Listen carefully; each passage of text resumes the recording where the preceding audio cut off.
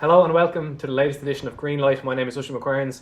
I'm joined, of course, by Robert Redmond. And Rob, we just came back from a fascinating press conference with Mick McCarthy out in FAI HQ in Abbottstown. Yeah. Talk us through a little bit of what went on there. Definitely wasn't fascinating. It might, 5 years of covering the Ireland team, I think it might have been the worst press conference I've ever covered. Just in terms of nothing to speak about. The second Mick walked in, you could tell, just didn't want to be there. Yeah. Right now, Mick would love nothing more than to fast forward through this week, through all the nonsense, through the New Zealand game, get the 10 minutes left in the match against Denmark and bring Duffy up for a corner. That's all he's waiting for. Everything else is just preamble. And today, there was no, the quotes down on paper might look like he was excited about, we've a young player, Troy Parker could be involved, Jack Byrne could be involved, but it was delivered with, the guy didn't want to be there. Yeah, it did seem as always a bit of a chore. But there was a couple of positives, I suppose, to take from it. The fact that he confirmed that we will be seeing some of the young, exciting players in that squad.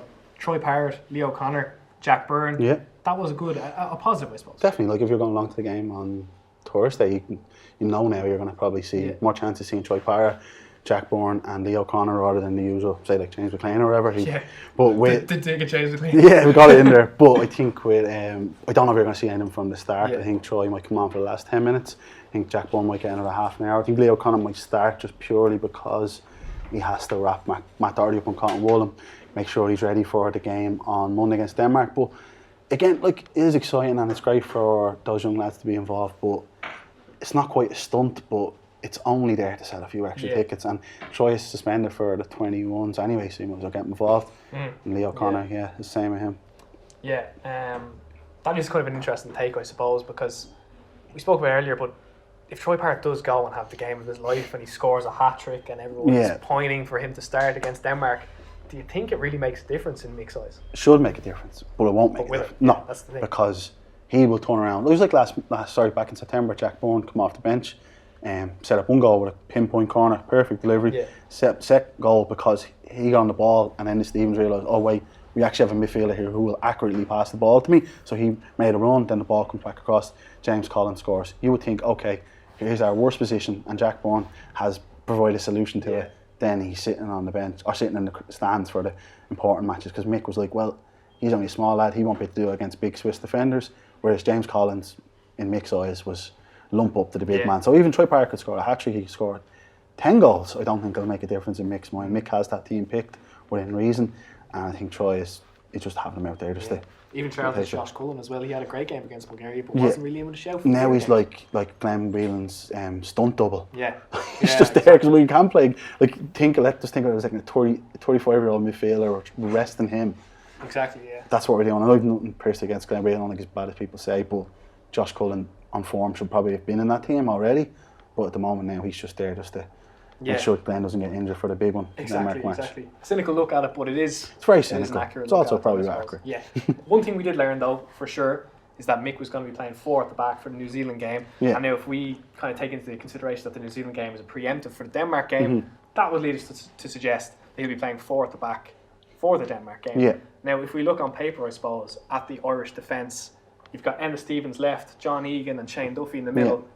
Matt Doherty will play ahead of James Collins suspended, but Matt Doherty will play on the right.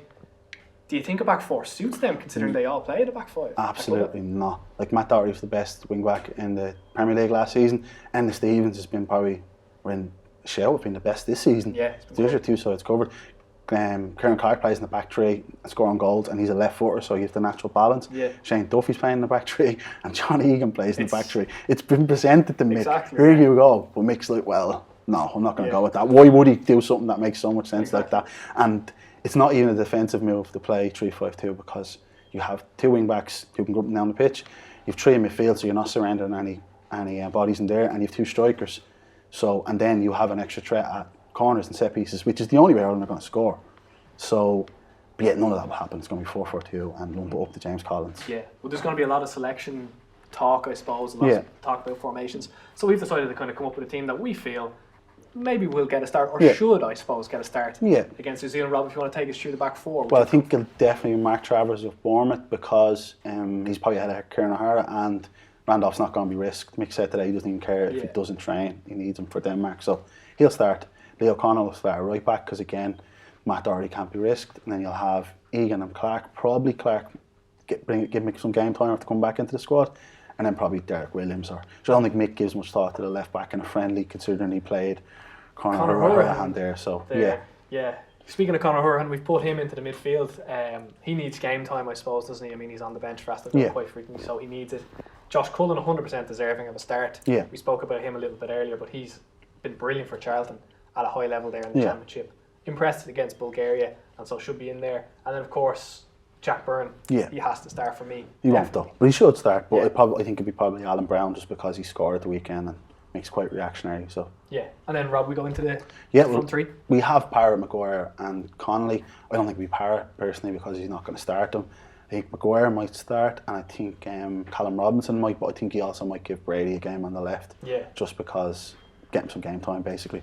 I think he'll give Brady a shot, definitely. Connolly obviously is not looking too good. No.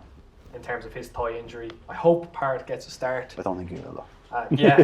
Again, we hope. But Maguire, then I think he likes Maguire. I think this could be an opportunity for him. Maybe. The kind of player who kind of has to impress. Yeah, just go back to Mick's. My frame is like, as I said before to you, that I think Mick as manager of Wolves, he rested the whole team to play Man United at Old Trafford, because he had to play Burnley a few days later.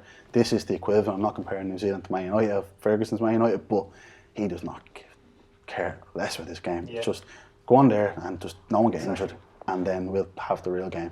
Exactly. It's a bit of a chore. It's a chore. Really appreciate it, Rob. Thanks for joining us. Rob Redmond, Oisin McQueirns on Greenlight. We'll be back tomorrow, where hopefully we'll have been at perhaps a more exciting press conference out of FAI HQ. But who knows? Thank you very much for joining us on today's edition of Greenlight.